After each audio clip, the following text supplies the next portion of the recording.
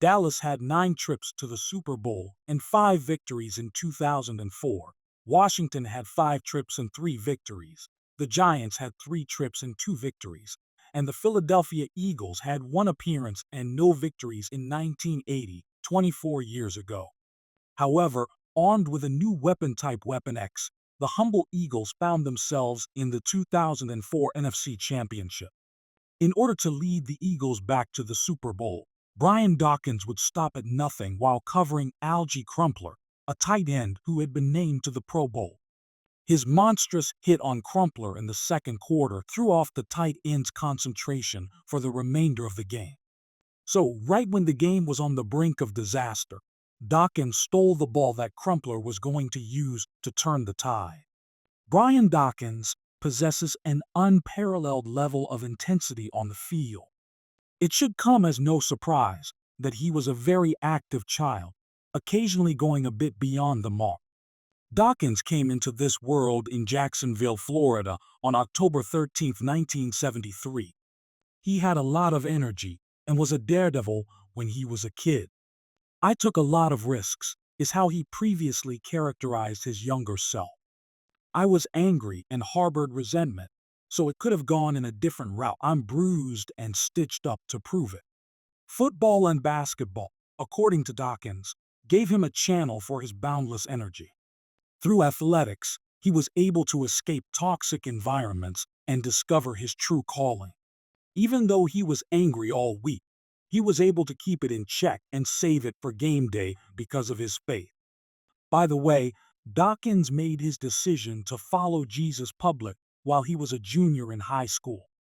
But Dawkins came clean later on that it was all rhetoric.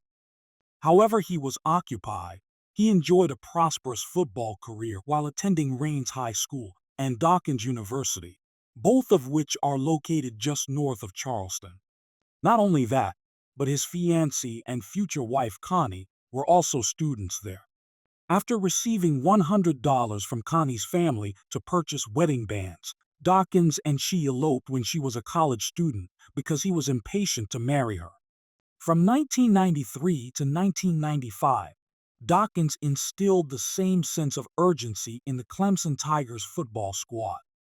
He transformed himself into a serious contender for the NFL draft in no time. After 3 years, 11 picks, 1 defensive score, and a wedding, Dawkins was prepared to play in the NFL.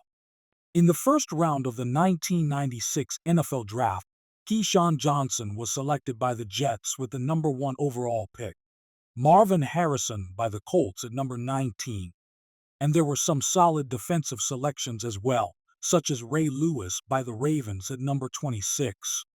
Accordingly, where was Brian Dawkins? Even though he was a promising talent, nobody picked him in the first round.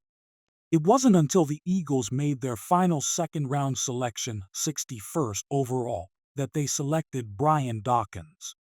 He continued to carry that underlying grudge. He didn't have the impact at safety that he had hoped for in his first season with the Eagles, despite recording 74 tackles, 1 sack, and 3 interceptions. He resolved to devote himself fully to his religion after his rookie season in the NFL. In his pursuit of physical and mental preparation for the sport, he abstained from consuming alcohol and other contaminants. The following season, he made his NFL debut with a pick 6.